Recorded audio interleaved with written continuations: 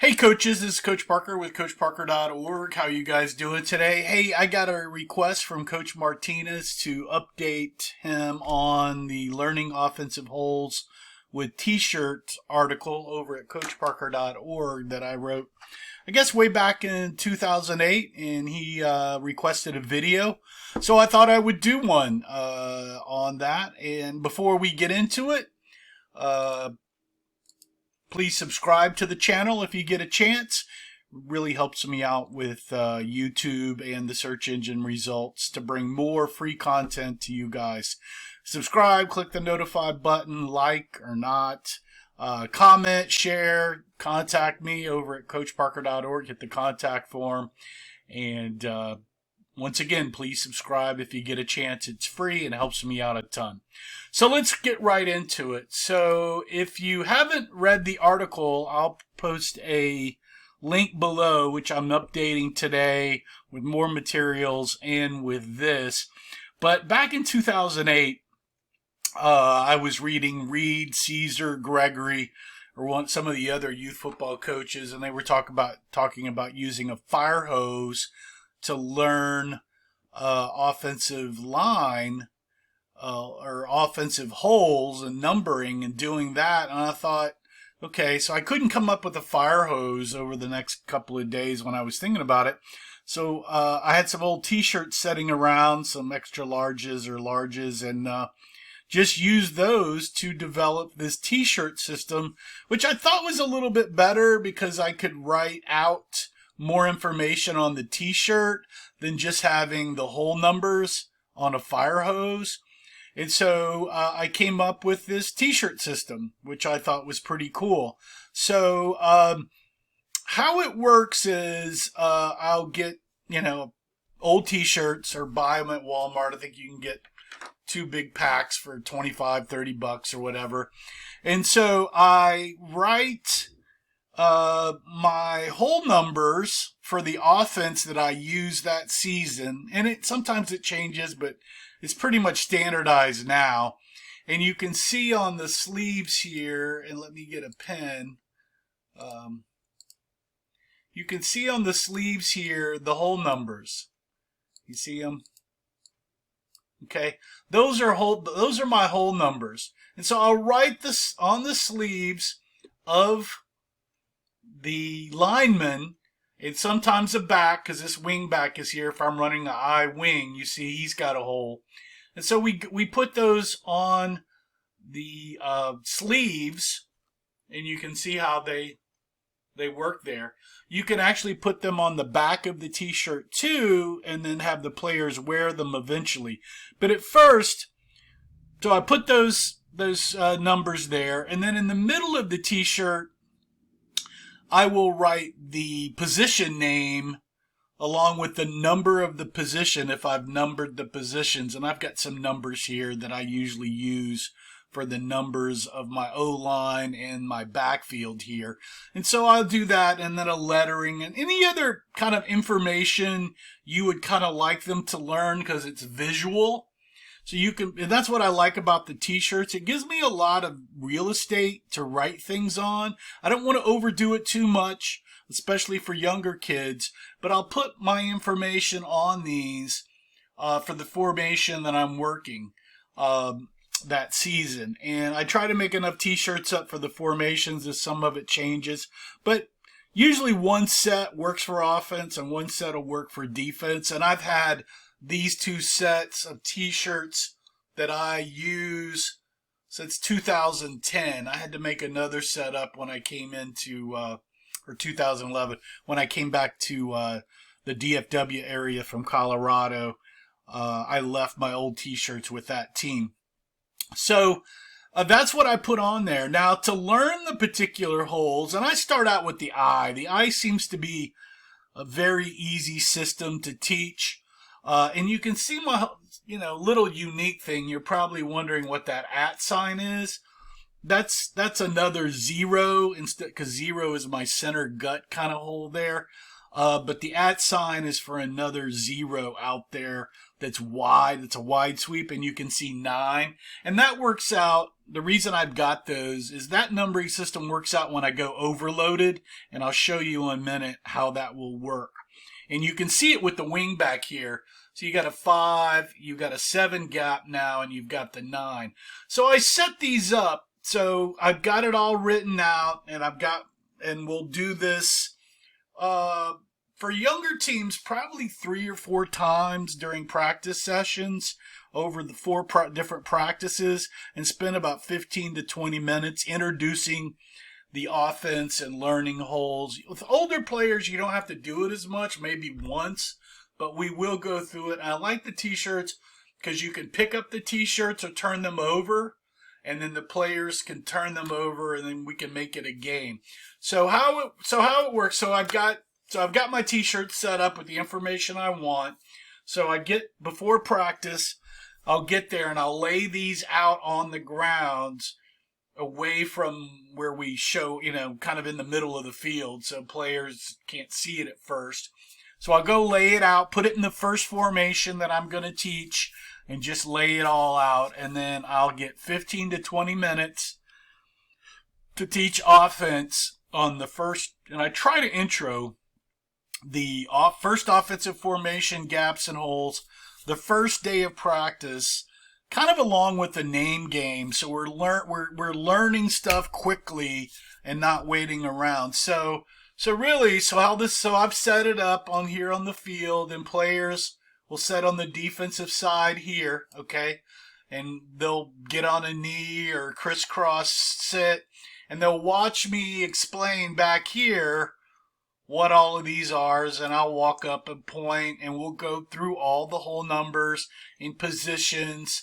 And we'll also talk about defensive gaps, because ABCDE on both sides. And we'll get into that more on the defensive sides. But we'll learn this I formation and maybe the beast or a double wing formation after that. And we'll talk about, gaps, whole numbers, player numbers, what the formation looks like. What if we did a split end and you could split this end out here and send him out, and talk about, okay, if he's way out there, what would that number be way out there? Well, it may be an at versus an 8. So you can kind of talk about all your formation, little information in there along with that. And you could also talk about your running lanes, because we call this a sweep, that a stretch, that a dive, that a blast, that a gut, and usually a wedge or a sneak is right up in there. And so we talk about lanes too. So that's kind of that for an I formation. Now, if I'm looking at you can see if I'm looking at a double wing, and now you can see why I have this 9-hole thing and this at thing, because there's gaps, there's holes there. There's gaps that I'm going to run to. And this would be A, B, C, D, and E outside. And we'll talk about that more on defense, but we'll intro that on offense. And you can see there's the 1 hole. So I'd go, okay, so this is the double wing on Y. There's 2 wings here, quarterback and a fullback. And if I want my 4-back to run to the 4 hole, which would be a 44, and I'll do that. And then I'll get a player from over here and say, hey, come do that. You're a 4-back, now walk to the 5 hole, and he'll walk and whatever. And then maybe we'll turn over one of these t-shirts and say, okay, what was that information on there? And maybe we'll turn over all the t-shirts and say what was on there. Or, can you walk to your hole, then pull the t-shirt over? And then maybe, on the 3rd time we're doing this, we'll go into a beast formation.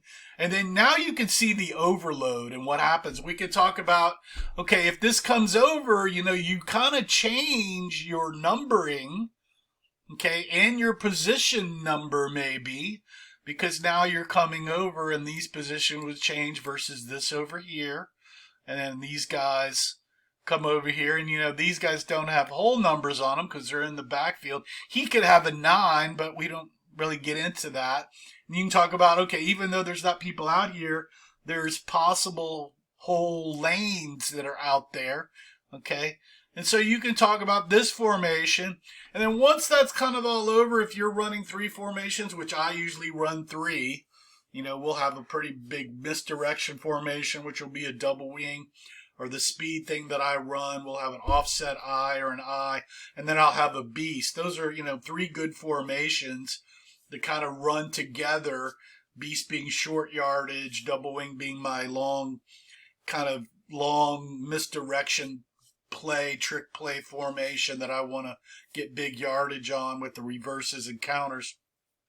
And the offset I and I for kind of a main formation that we're just going to pound the ball and pass out of. So you could kind of think of it that way. So those are the 3, and that's what I'd go over 3 or 4 practices with younger teams from like 5 to 8, maybe 9 if they're a wreck or really inexperienced.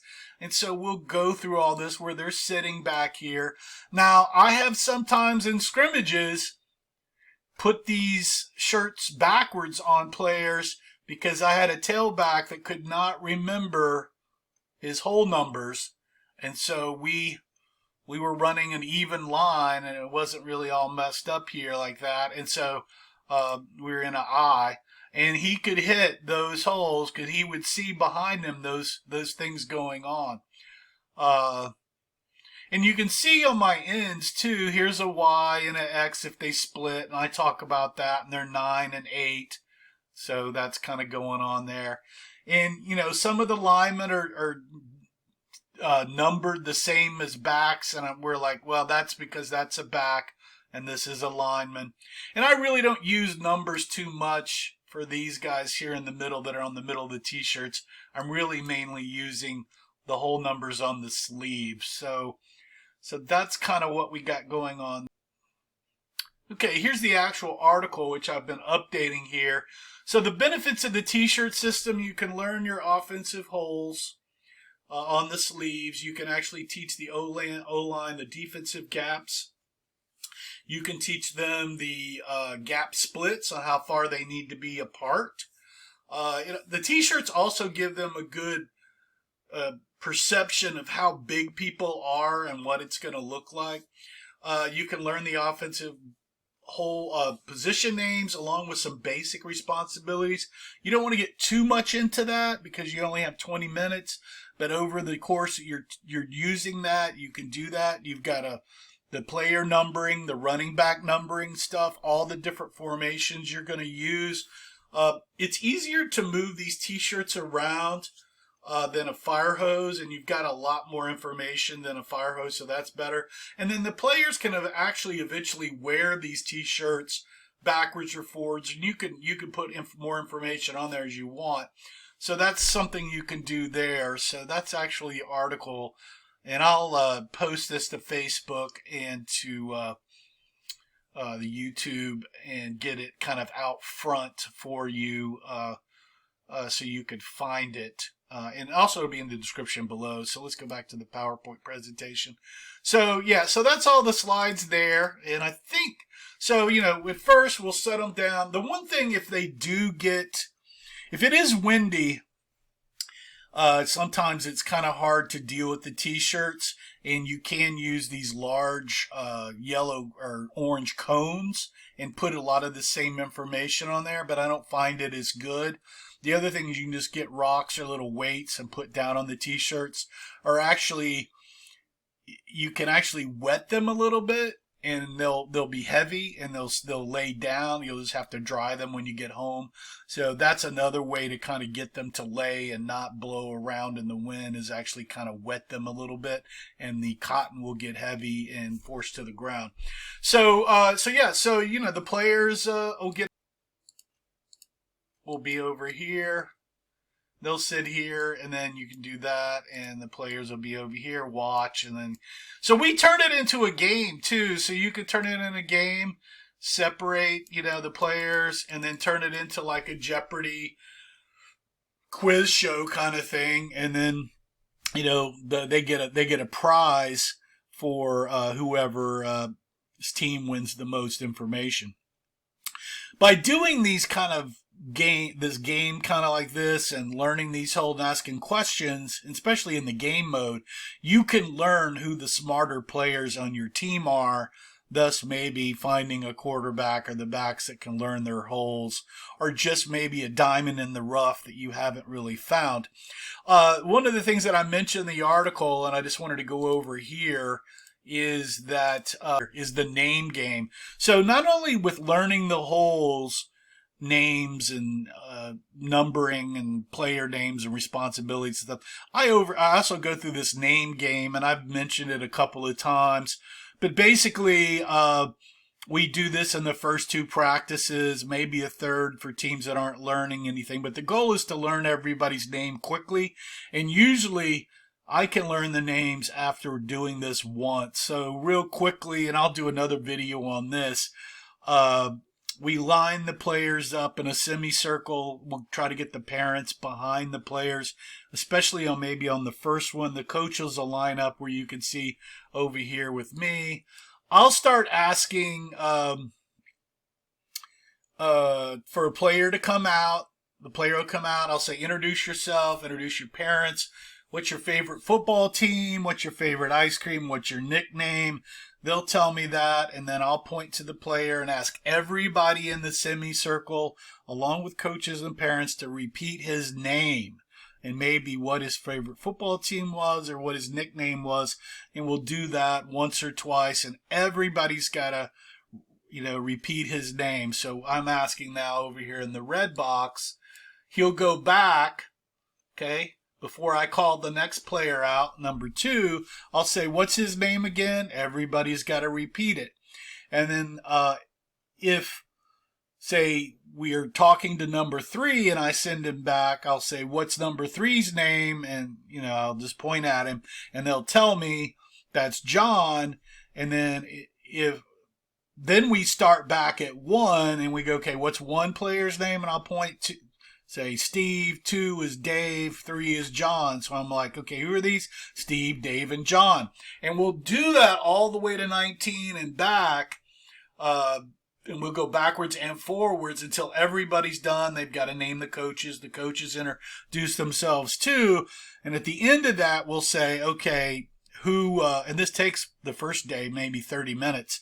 Well, but everybody's going to, and the parents and the coaches will know everybody's name. Parents love this game.